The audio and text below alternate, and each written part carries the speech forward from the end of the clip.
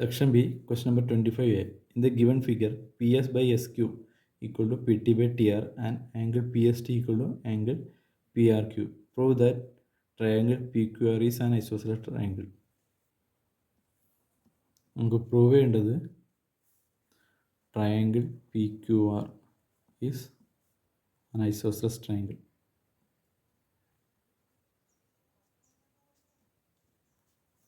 ഇവിടെ തന്നിരിക്കുന്നത് PS by SQ is equal to PT by TR. PS by SQ is equal to PT by TR. Therefore, ST parallel to QR ആണ്. That gives ST parallel to QR. Angle PST is equal to angle PQR.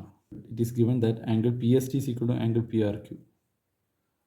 Angle PST is equal to angle PRQ given.